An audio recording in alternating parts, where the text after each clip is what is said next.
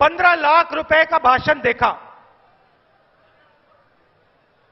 2-3 बार उन्होंने कहा 15 लाख 15 लाख 15 लाख। अभी भी कुछ लोग जनधन योजना में जाकर के खाता में चेक करते हैं 15 लाख आया कि नहीं आया। ये जो चोर लुटेरों के पैसे विदेशी बैंकों में जमा है ना, उतने भी हम रुपये ले आए ना, तो भी हिंदुस्तान के एक एक गरीब आदमी को मुफ्त में 15-20 लाख रुपए यूं ही मिल जाएगा। इतने रुपये। नमस्कार दोस्तों, मेरा नाम सारांश है, एक आम भारतीय युवक। अभी आपने 2-3 क्लिप्स देखी। एक ऐसी क्लिप जिसमें हमारे प्रधानमंत्री जी 15 लाख का चर्चा करते हैं, और 2 ऐसी क्लिप्स जिसमें हमारे देश के 2 विरोधी विपक्ष के 2 लोग इस 15 लाख के टॉपिक को किस तरह से मोड़ के एक नए रूप में प्रस्तुत करते हैं।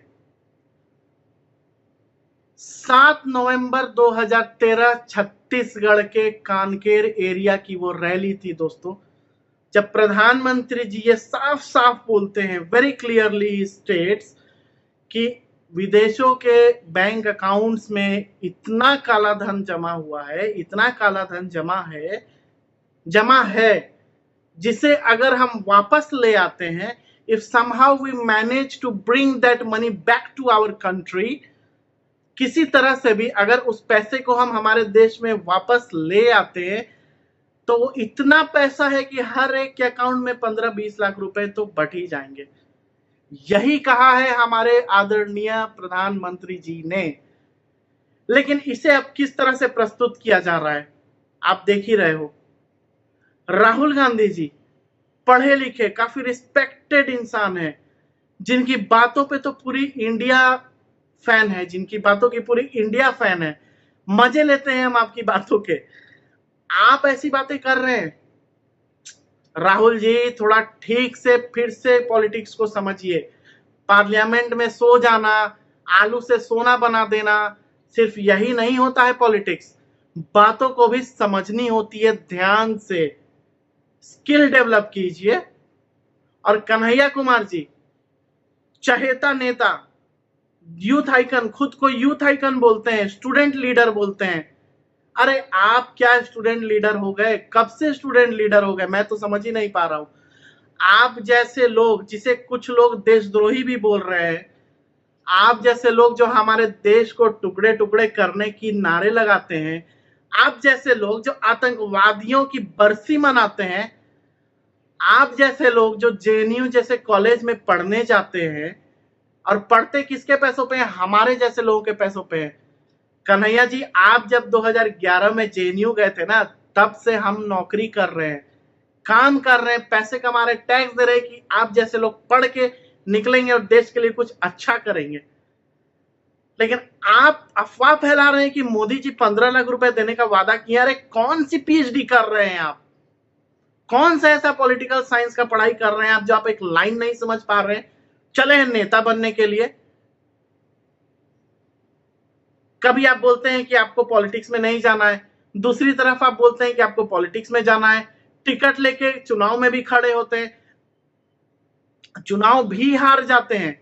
सबसे मजेदार बात यह कि चुनाव भी हार जाते हैं, और अपने ही एरिया के लोगों को आप ये भी क्लियरली बोलते हैं कि वो लोग आपको नहीं समझे।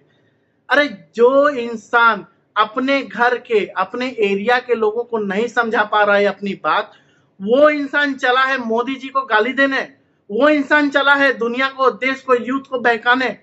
तुम्हारे बहकावे में हम नहीं आएंगे, कोई भी इंसान तुम्हारे बहकावे में नहीं आएगा।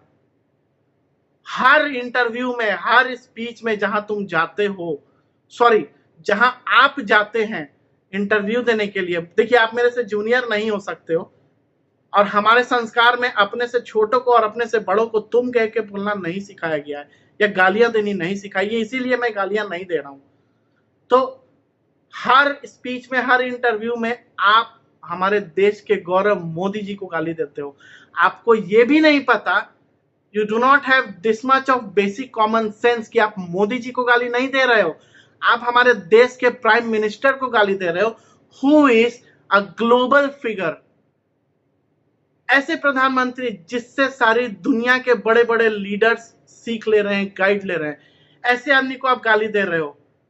बहुत अच्छी मार्केटिंग स्ट्रेटेजी है आपकी, ऑसम मार्केटिंग स्ट्रेटेजी, लेकिन कन्हैया जी इस बात का ध्यान रखिएगा कि कहीं ये देशद्रोह करते करते एक दिन आप भी बिल्कुल ही देशद्रोह ना करार दे दिए जाए।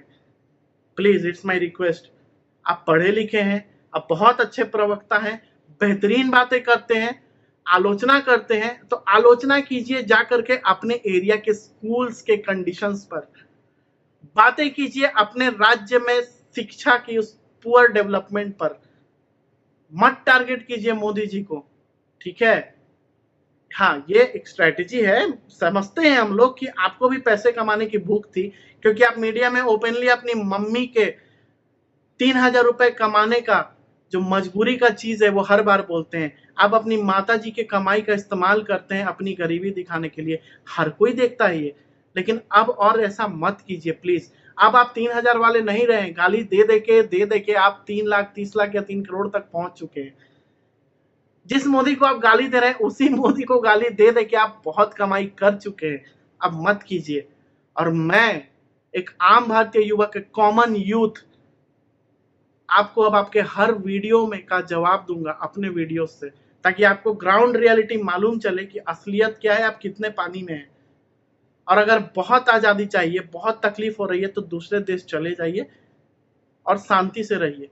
हमारे देश को आतंकवाद का एक गढ़ मत बनाइए, हमारे डेवलपमेंट में प्लीज टांग मत अड़ाइए। अगर कुछ करना है तो अच्छा कीजिए।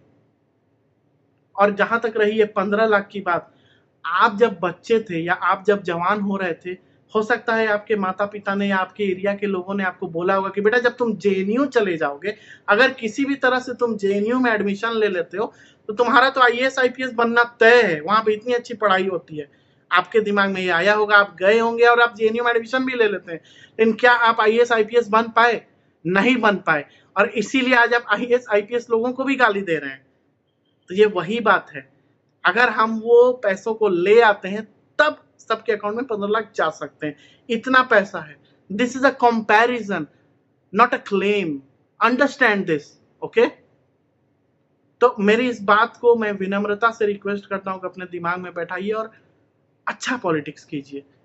ये दो मुंही बातें मत कीजिए कि कभी मैं नेता नहीं बनूंगा, कभी मैं नेता बनूंगा, कभी टिकट लूंगा, कभी जीतूंगा, कभी हारूंगा। ये सब बातें मत कीजिए। पूरी दुनिया जानती है, पूरी जनता जानती है असलियत क्या है, और पूरी जनता मोदी जी के साथ है। आपके जैसे 2-4 लोग उठ के चले आएंगे अपनी मार्केटिंग बनाने के लिए, ऐसा नहीं होगा। इसी के साथ मैं ये वीडियो एंड करता हूं। जय हिंद, नमस्कार।